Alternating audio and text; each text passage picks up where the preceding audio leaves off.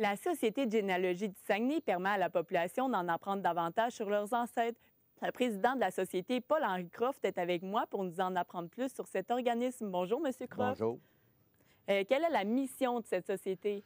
Comme vous dites, c'est indiqué en préalable, la mission, c'est de faire connaître nos origines au Saguenay-Lac-Saint-Jean, mais aussi à l'extérieur. Parce que nos ancêtres, ils viennent de l'extérieur, ils viennent majoritairement de Charlevoix et de l'île-Kamouraska.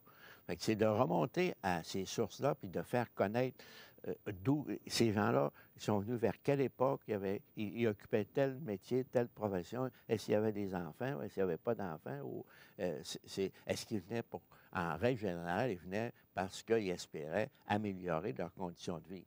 Surtout dans la période, dans la région Charlevoix, les fermes étaient surexploitées. Et puis à l'heure actuelle, à cette époque-là plutôt, il était possible pour les gens de venir ici puis de réussir, d'avoir des terres, puis de cultiver, puis de mieux réussir, d'avoir des enfants. Quels sont les outils qui sont disponibles à la population? La Société de généalogie dispose de différents outils pour faire de la généalogie. Nous autres, la Société de généalogie du Saguenay est favorisée parce qu'on est la seule, là, c'est pas du chauvinisme, là, on est la seule société au Québec là, qui possède des dossiers de famille. Pourquoi on a des dossiers de famille? C'est parce qu'il y a eu des prédécesseurs qui ont bâti la Société de généalogie telle qu'elle est présentement. Les dossiers de famille, on doit remercier beaucoup à M. Gérard Bouchard, qui, lorsqu'il a fini ses recherches, nous a donné les dossiers de famille qu'il avait accumulés au cours des... Fait que ça, c'est une source d'information très importante pour nous autres, qu'on utilise régulièrement, que nos chercheurs utilisent, qu'on met à disposition des chercheurs. Quel est ce programme que vous utilisez? Pour faire connaître la généalogie? Oui. Pour faire des outils pour faire de la généalogie, on peut commencer, comme moi, j'ai commencé à écrire de la documentation papier. Mais avec les nouveaux outils modernes, surtout depuis les 10 dernières années à peu près, là, il y a des logiciels, il y a des outils qu'on peut retrouver pour faire de la généalogie. Sans faire de publicité, la nouvelle émission a commencé il y a 2 semaines à Radio-Canada, sans faire de publicité aussi, le logiciel Ancestry, qui peut être utilisé par les chercheurs, est un outil important pour faire de la généalogie parce que c'est la source première de l'information. C'est les actes civils, civils et religieux, plutôt civils que religieux, de 1640 à 1941.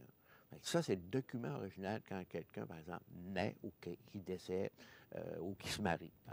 Ça, si tu peux accéder à ça, c'est la source première. Ça ne veut pas dire qu'il n'y a pas d'erreur dans ces documents-là parce que c'était l'Église qui faisait ça, mais les curés faisaient des erreurs aussi, puis les gens des écritures aussi. Puis ils prenaient souvent ce que les gens leur donnaient. Puis quand les gens leur donnaient des fausses informations, ils les écrivaient. Bon. Puis avec des noms plus difficiles à écrire, bien, ils écrivaient de différentes façons. Oui, pardon. Est-ce que vous pouvez nous en parler davantage sur le système BMS qui est spécialement utilisé par l'organisation? Le système BMS, moi, quand j'ai commencé à faire de la généalogie il y a 10-12 ans, il était en BMS, ça veut dire baptême, mariage. Les baptêmes, mariage, sépulture, 2000, c'est parce qu'il était entré en fonction en 2000. Puis là, on est rendu en 2014 bientôt.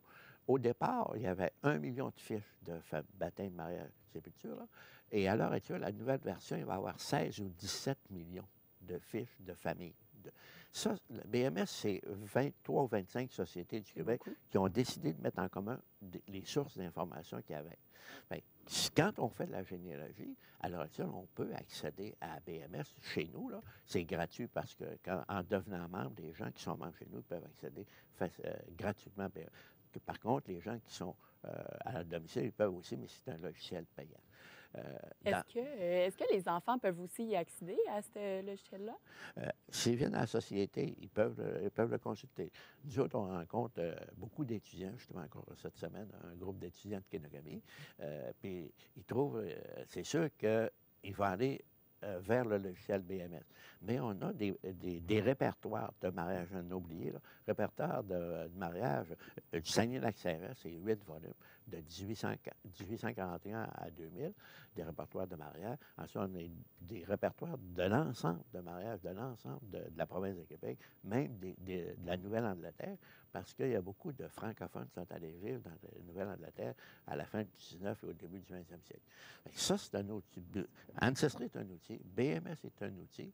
Ensuite, il y a d'autres sources d'information qu'on a, des sources informatiques qu'on peut utiliser pour faire de la généalogie. Est-ce que les demandes ont augmenté avec le temps?